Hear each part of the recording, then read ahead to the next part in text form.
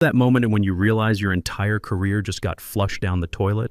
I was sitting in the executive conference room at Crest Financial, watching dust particles float through the morning sunlight, when it hit me. My name is Patrick Wilson. I'm 49 years old, and 30 minutes ago, I was the chief technology architect at a company that processes $15 million in daily transactions. Now, I'm just another guy cleaning out his desk. Daniel Crawford stood across from me, all 41 years of him, with his expensive watch and that Silicon Valley smile that made my skin crawl. He'd been our new CEO for 8 months, brought in by the board to accelerate digital transformation and optimize operational velocity. That's corporate speak for get rid of the old guys who actually know how things work. Patrick, he began, using that fake warm voice they teach you in MBA school. We need to discuss the evolutionary trajectory of our technology infrastructure. I didn't say anything. 18 years in this business teaches you when to shut up and let the other guy hang himself with his own rope. He started pacing by the windows, hands behind his back like some kind of general. The board and I have been conducting a comprehensive evaluation of our technical architecture paradigm. Your contributions have been historically significant. The pause before those last 2 words told me everything I needed to know. However, he continued, turning to face me directly, we're pivoting toward cloud-native solutions, containerized microservices, and agile DevOps methodologies. Your approach, while demonstrably stable, represents legacy thinking patterns that inhibit innovation velocity. Legacy thinking patterns. That's what they called 18 years of keeping their systems running without a single major outage. The monolithic architecture you implemented starting in 2006 served its purpose during that era, Daniel said, consulting his tablet like he was reading scripture. But we're operating in a radically different competitive landscape. Speed to market, continuous integration, machine learning integration, API-first development. These are the performance indicators that drive market differentiation. I leaned back in my chair. That monolithic architecture handled Black Friday with 0 downtime while our 3 biggest competitors crashed. It processes payroll for 500,000 employees across 12 states. It's passed every federal compliance audit for the past 10 years without a single violation. His smile got tighter. Historical performance metrics don't guarantee future scalability optimization. Patrick, we've engaged Rise Advisory to conduct a comprehensive technical debt assessment and architect our digital transformation roadmap. Their preliminary findings indicate we need to onboard fresh perspectives with contemporary skill matrices. There it was, the real message wrapped up in enough buzzwords to choke a horse. You're firing me, I said. Not a question. We're implementing organizational restructuring initiatives. Your current role is being sunset as part of broader operational optimization. We'll provide a comprehensive transition package, 6-month salary, benefits continuation, and strong reference letters. I looked around the room at the other executives. Michelle Rodriguez, the COO, was studying her coffee cup like it contained the secrets of the universe. Timothy Walsh, our CTO, wouldn't meet my eyes, and I'd trained that kid from a junior developer who couldn't spell algorithm. Charles Peterson, the CFO who knew exactly how much money my architecture had saved this company over the years, was suddenly fascinated by his smartphone. These were people I'd worked with for years. People whose kids I knew by name. People I'd bailed out of technical disasters more times than I could count. When? I asked. Effective immediately. We'll need your credentials, access cards, and company devices. Security will coordinate your personal belongings collection. Clean, surgical. 18 years reduced to a cardboard box and a security escort. As I stood up, my phone buzzed in my pocket. I glanced at the screen and felt my stomach drop. It was an automated alert from a monitoring system I'd built into the core architecture years ago, a fail-safe that nobody else knew existed. The encryption key rotation system was showing amber status, not critical yet, but requiring attention within 72 hours. The walk to my office felt like a death march. Eyes tracked me from cubicles and conference rooms. Conversations stopped mid-sentence. In corporate America, bad news travels faster than broadband, carried on Slack channels and whispered conversations by the coffee machine. At the security desk, Rachel Parker stood up too quickly, nearly knocking over her coffee. I recognized her, one of the junior engineers I'd been mentoring, fresh out of state with her computer science degree. "Mr. Wilson," she said, her voice shaking, "I've been instructed to... I have a box for your things." "I know, Rachel. You're just doing your job." She handed me a standard departure box, the kind they keep stacked in HR for occasions like this. Her eyes were red. Kid probably looked up to me, and now she was watching her mentor get walked out like a security risk. "This is wrong," she whispered. "Everyone knows you built this place." "Sometimes that doesn't matter," I told her quietly. I surrendered my access badge first. 20-something grams of plastic that had opened every door in this building for 18 years. Then my company phone, encrypted and containing years of architectural notes and emergency protocols I could recreate from memory if I needed to. "Patrick," the voice came from behind me. "Timothy Walsh, our CTO. Late 30s, brilliant with algorithms, terrible with people. He'd been my protege back when he joined as a junior developer fresh out of college with big dreams and bigger student loans.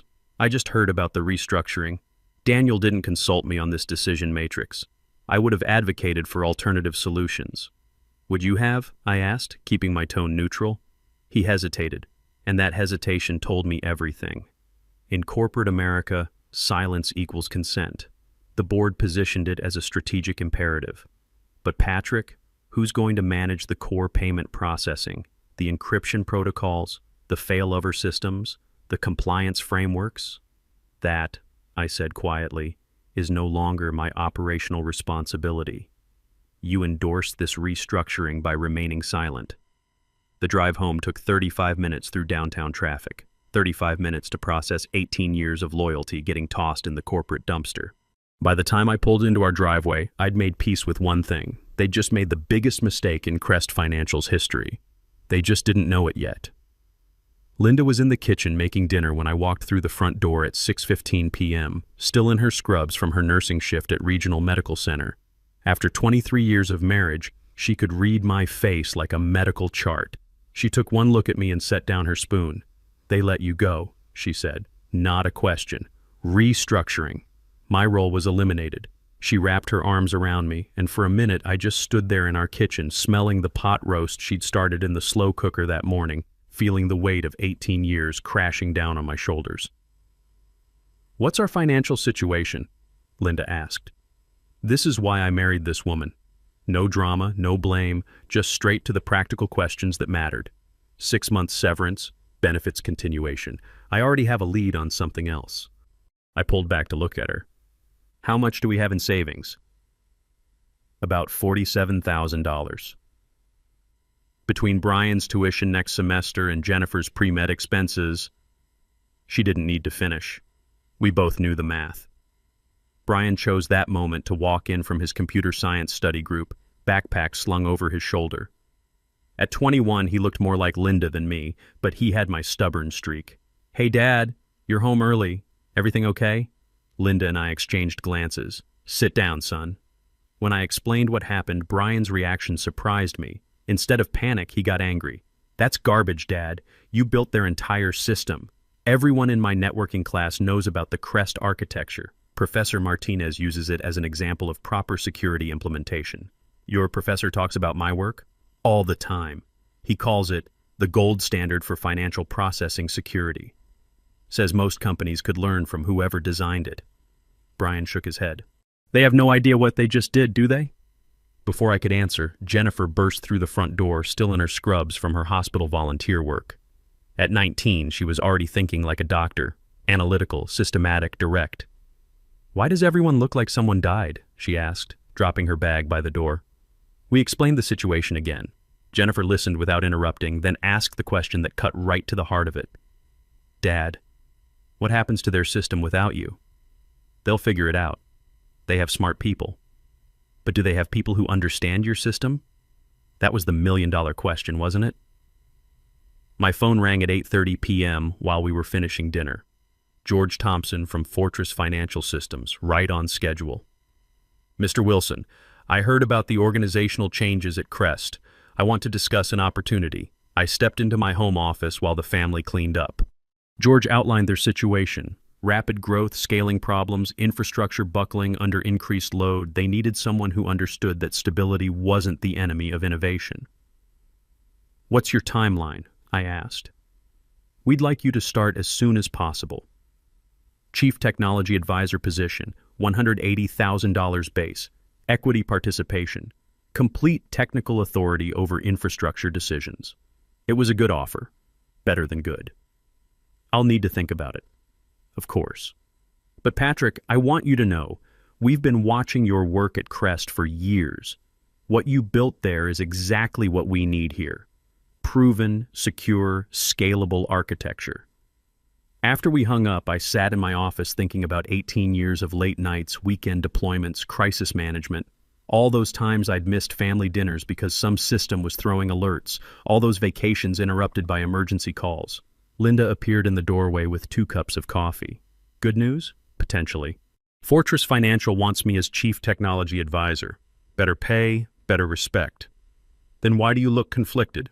I sipped the coffee she'd made. Strong, black, the way I'd drunk it during those long nights, keeping Crest's systems running. Because part of me wants to watch Crest burn for what they did today. And the other part? The other part knows there are 500,000 people depending on that system for their paychecks. At 11:47 p.m., my personal phone rang. Timothy Walsh, and I could hear the panic in his voice before he even spoke. Patrick, we have a situation. The overnight batch processing failed completely. Payroll for 500,000 employees didn't complete. I set down my coffee and leaned back in my chair. I'd been expecting this call, just not quite this soon. What's the error message? That's the problem. There's no error message. The batch processing just stopped at 3:47 a.m. No logs, no alerts, nothing in the system monitoring. I knew exactly what had happened. The batch processing system included health checks that verified the integrity of the encryption module. If those checks failed, the system would gracefully halt rather than risk processing financial data with compromised security. It was a fail-safe I'd implemented after a close call in 2019 when a competitor had suffered a massive data breach. Timothy, what does the encryption key rotation status show? How do I check that? Timothy Walsh was our Chief Technology Officer, making $200,000 a year, and he was asking me how to check basic system status. There should be a monitoring dashboard. Look for encryption module status, key rotation indicators. I heard frantic typing, mouse clicks, frustrated muttering. I found a dashboard, but I don't have access. It shows insufficient privileges for this operation. Of course it did. The encryption systems were restricted to my administrative credentials. I'd always meant to create additional admin accounts, but it had never been a priority. There was always another crisis, another deadline, another fire to put out. Patrick, I need your help. This isn't about corporate politics anymore. 500,000 people won't get paid tomorrow if we can't resolve this. I looked out my office window at the suburban street where Linda and I had raised our kids. Normal people living normal lives, going to jobs where their expertise was valued, where 18 years of loyalty meant something. Timothy, I don't work there anymore. I understand that, but do you? Because this morning, Daniel Crawford told me my expertise was obsolete, that my approach represented legacy thinking patterns. Presumably, your modern frameworks and fresh perspectives can solve this more efficiently than my outdated methods. Long silence on the other end. This could take weeks to reverse engineer, Timothy finally said. The documentation in our repositories doesn't cover the security implementations. Then it takes weeks, I replied. You have talented engineers. You have expensive consultants from Rise Advisory who specialize in digital transformation. Figure it out. Patrick, please. I hung up and turned off my phone. Linda appeared in the doorway again. That sounded important. It was. Their system is failing and they want me to fix it for free. And you're not going to. They made their choice. Now they get to live with the consequences. But as I said it, I thought about Rachel Parker, the young engineer who'd looked ready to cry when she handed me that cardboard box. I thought about the 500,000 people who'd wake up tomorrow expecting their paychecks, people with mortgages and car payments and kids heading to college. Sometimes doing the right thing means letting people learn the hard way. I woke up the next morning to my phone buzzing like an angry hornet. 17 missed calls, 43 text messages, and 12 voicemails. But the real wake-up call came from Linda, who was standing in our bedroom doorway with her tablet in hand. Patrick, you need to see this. The headline on the financial news website read, "Major payroll processor experiences widespread system failure." Below that, 500,000 workers await delayed paychecks as Crest Financial Systems enter second day of outage. Jesus, I muttered, scrolling through the article. They made it sound like the apocalypse. Keep reading, Linda said. The article quoted several affected companies, union representatives expressing concern for workers living paycheck to paycheck, and, this made my stomach drop, a statement from the Federal Reserve noting they were monitoring the situation closely. My phone rang. Daniel Crawford. I let it go to voicemail. It rang again immediately. I turned it off. You're enjoying this, Linda observed, sitting on the edge of our bed. I'm not enjoying 500,000 people being stuck without paychecks, but I'm not particularly broken up about Daniel Crawford sweating bullets either. What are you going to do? Before I could answer, our landline rang. We still kept the old house phone for emergencies and only family had the number. Mr. Wilson? This is Patricia Hayes from Crest Financial's Board of Directors. We need to speak with you urgently. Board level. This was escalating faster than I'd expected. I'm actually about to start my first day at a new position, Ms. Hayes. Perhaps we could schedule something for next week. Mr. Wilson, our entire payment processing platform has been down for 26 hours. We're facing potential regulatory action, media scrutiny, and our clients are threatening mass departures. We need your expertise immediately. I walked into the kitchen, where Brian and Jennifer were eating breakfast before their classes. Both looked up when I entered. What happened to Reese Advisory? I asked Patricia. Your digital transformation consultants with the fresh perspectives. Long pause. They've been unable to resolve the core issues, and our internal team is missing critical system knowledge. What kind of critical knowledge? Security protocols, encryption configurations, failover procedures, things that apparently weren't fully documented in our standard repositories. Why weren't they documented? Another pause, even longer. We're not entirely certain. I could have explained that I'd maintained comprehensive documentation on my personal servers, accumulated over 18 years of building and refining their systems. I could have mentioned that I'd repeatedly suggested cross-training additional senior architects, but budget constraints had always prevented it. I could have pointed out that institutional knowledge requires institutional investment. Instead, I said, what exactly are you asking me to do? Return as an emergency consultant. We'll pay whatever you want. I have a new position. I can't just abandon that commitment. Please, Mr. Wilson, this is about more than corporate politics. We have 500,000 families depending on those paychecks, and every hour of delay is making this worse. I looked at my kids, both listening intently. Brian had stopped eating his cereal. Jennifer was watching me with that analytical expression she'd inherited from her mother. What's your offer? I asked. Name your terms. I thought carefully. This wasn't about money anymore. It was about setting a precedent for how companies treat experienced professionals. $1,500 per hour. Minimum 80-hour engagement. Payment in advance. And I don't report to Daniel Crawford. I report directly to the board with final authority on all technical decisions during this engagement. That's $120,000 just for the minimum retainer. That's the cost of emergency expertise, I replied. It's negotiable if you'd prefer to wait for your current team to figure it out independently. Hold on. I heard muffled conversation, hands over the phone, urgent whispers in the background. Brian gave me a thumbs up. Jennifer just smiled. We accept your terms, Patricia said when she returned. How soon can you start? I'll need to discuss this with my new employer. If Fortress Financial is willing to loan me out for this emergency, and that's a significant if, I could potentially begin this afternoon. But I want to be absolutely clear about something. Yes, this is a limited engagement to restore service and implement proper knowledge transfer protocols. I'm not coming back permanently. And when this is over, Crest Financial will have learned a very expensive lesson about the value of institutional knowledge. After I hung up, Linda poured me a cup of coffee. Feel good about that? Ask me again in a few weeks. My next call was to George Thompson at Fortress Financial. I explained the situation honestly. What do you want to do? He asked. Part of me wants to let them suffer the full consequences. They made a calculated decision that my expertise was expendable. But there are too many innocent people getting hurt. Here's my perspective, Patrick. You're exactly the kind of person we want leading our technology strategy. Someone who understands that systems serve people, not egos. If you need to take a few weeks to clean up this mess and do it the right way, we'll support that. Consider it a preview of the integrity we want in our architecture. You're sure about this? Completely. But Patrick, make sure they understand the full cost of what they did. Not just financially, but institutionally. The contract negotiation took most of the morning. My lawyer friend helped draft terms that were explicit and unforgiving. Full access to all systems, complete technical authority, no interference from Daniel or the RISE advisory consultants, and a comprehensive knowledge transfer plan that would take minimum 4 weeks to execute properly. By 2 p.m., Crest's legal team had signed everything. The retainer payment hit my account 45 minutes later.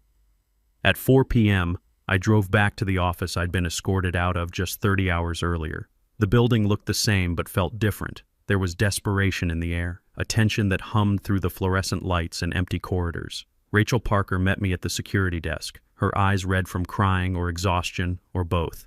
"Mr. Wilson, thank God you're here. It's been chaos. The RISE advisory people made everything worse trying to bypass the security protocols, and now Timothy can't even access the main monitoring systems." "Where is Timothy?" "Conference room B. He's been there all night with the consultants trying to reverse engineer your encryption implementations." I found Timothy hunched over a laptop, surrounded by empty coffee cups and 3 guys in expensive suits who looked like they'd rather be anywhere else.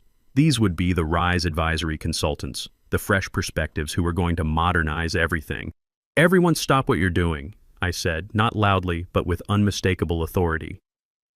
The room went silent. Timothy looked up with relief and exhaustion. The consultants looked annoyed. "Before we fix anything, I need to understand exactly what you've attempted and what state the systems are currently in. One wrong move at this point could make the situation exponentially worse." One of the consultants, a guy who couldn't have been older than 30, spoke up. "We've been implementing cloud-native solutions to bypass the legacy encryption bottlenecks." I stared at him. "You've been doing what?" "Containerizing the payment processing workflows to eliminate the monolithic dependencies." "Do you have any idea what you just said?" He looked confused. The other 2 consultants suddenly found their laptops very interesting. I turned to Timothy. "How bad is it?" "Bad," he admitted. "They tried to migrate core functions to a microservices architecture, but the security dependencies are more complex than anyone realized. We may have compromised the entire encryption framework." I closed my eyes and took a deep breath. This wasn't just a system failure anymore. This was potentially a security catastrophe. The next 18 hours were the longest of my professional life, not because of the technical complexity. I'd dealt with worse crises over the years, but because I was watching a company learn in real time what happens when you throw away 18 years of institutional knowledge. The RISE advisory consultants had done more damage than I'd initially realized. In their rush to modernize the architecture, they'd bypassed security protocols they didn't understand, created data inconsistencies across multiple systems, and somehow managed to trigger a cascading failure that affected not just payroll processing, but the entire transaction verification network. "How long to fix this?" Timothy asked around 2 a.m. as we worked through the night in the operations center. "If we're lucky and nothing else breaks, 72 hours to restore basic functionality. Another 2 weeks minimum to verify data integrity and implement proper safeguards." 2 weeks? Timothy, they didn't just break your payroll system. They compromised the security architecture that protects $15 million in daily transactions. We're talking about potential regulatory violations, compliance failures, and security vulnerabilities that could take months to fully assess. One of the RISE consultants, who'd been sitting quietly in the corner for hours, finally spoke up. "We followed industry best practices for cloud migration." I turned to look at him. "Whose best practices?" "Standard microservices, architecture patterns, container orchestration, API-first design principles. For a financial processing system handling 500,000 payroll records, the principles are universal." I walked over to the whiteboard and started drawing the actual system architecture, not the sanitized version in their documentation, but the real network of dependencies, security layers, and compliance requirements I'd built over 18 years. "See this encryption module? It doesn't just encrypt data. It maintains audit trails for federal compliance, integrates with 3 different regulatory reporting systems, and includes fail-safes that prevent processing if security integrity is compromised. Your universal principles just destroyed all of that." The consultant looked at the diagram, then at his laptop, then back at the diagram. We. We didn't know about those dependencies. That's the point. You can't modernize what you don't understand. By 6 a.m. Thursday, we had basic payroll processing restored. The 500,000 delayed paychecks finally went through 58 hours late, but that was just the beginning. I spent the next 3 weeks conducting the most comprehensive knowledge transfer of my career, not just documenting systems, but explaining the reasoning behind every design decision, every security protocol, every seemingly redundant safeguard. Timothy proved to be a quick learner when he wasn't panicking. "Why did you implement dual-layer encryption here?" he asked during one of our sessions. "Because in 2019, a competitor got hacked when someone bypassed their single encryption layer. The regulatory audit that followed cost them $40 million in fines and nearly shut them down. That's not in any of our documentation. It is now."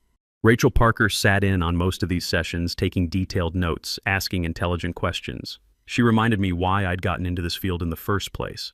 The satisfaction of building systems that actually worked, that protected people's financial security, that could be relied upon when everything else fell apart.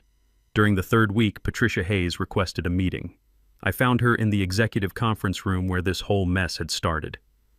"Mr. Wilson, I want to apologize personally for how your departure was handled."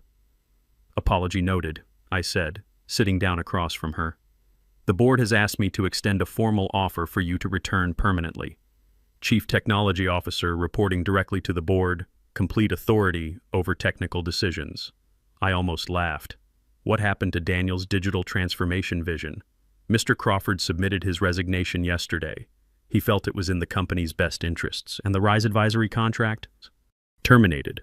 We're implementing new policies requiring board approval for any major infrastructure changes. I leaned back in my chair. What's the offer?